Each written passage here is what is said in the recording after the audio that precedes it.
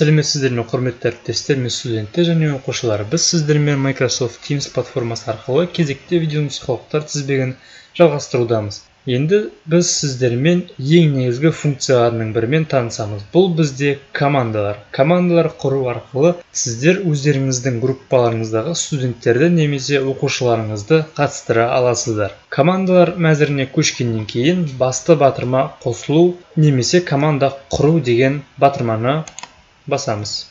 Басқаннан кейін бізде команданы құрастыру және командаға код арқылы қосылу деген таңдаудың екеуінің біреуін басамыз. Командаға код арқылы қосылу дегеніміз сізге әлдекім белгілі бір команданың кодын жіберсе, сол кодты осы жерге енгізу арқылы командаға кіре аласыз.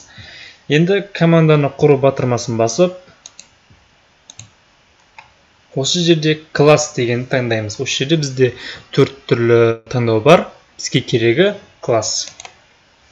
Осы жерге біз құрайын деп жатқан команданың атауын енгіземіз. Философия пәні болсын және төменгі жағына түсіндірме ретінде. Бірақ мен оны жазбаймын. Енді команда құрылғаннан кейін, оны кіріспес бұрын, біз осы командаға өзіміздің студенттерімізді немесе оқушыларымызды тіркеуіміз керекпіз. Егер де студенттер немесе оқушылар тіркелген болса, Teams платформасына ендеше сіз оны осы жерден жазып оңай таба аласыз. Ал егер тіркелмеген болса, жай ғана қонақ ретінде шақыра аласыз. Ендеше мен өзімнің студентімді қосайын мысалы ретінде. Бұл жерге тек студенттерді емес, және де мұғалімдерді де қосуға болады. Сол арқылы байланыстыра аламыз.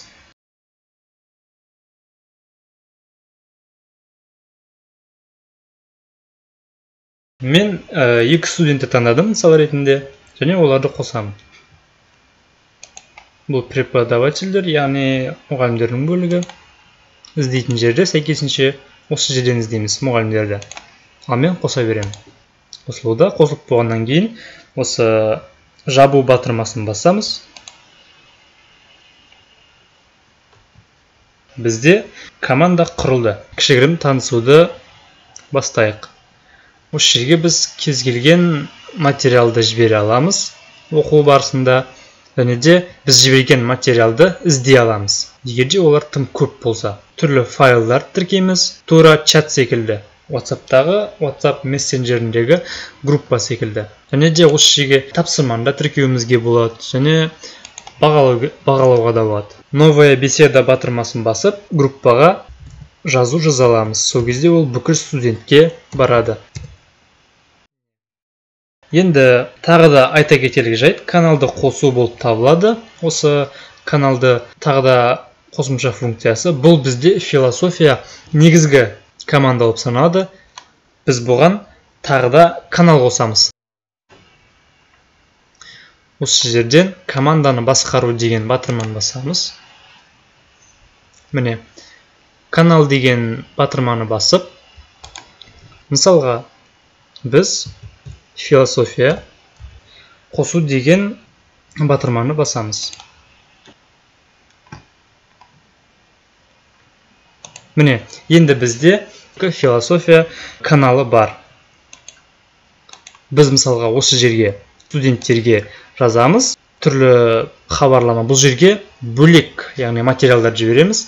Ал бұл жерге тек мысалға практикалық жұмыстың материалдарын жібере аламыз. Осы канал ашу ақпаратты жүйелеуге өте керемет әдіс болып табылады. Келесі сабақтарда сіздермен тапсырмаларды және бағаларды қарастыратын боламыз. Назарларыңызға рахмет.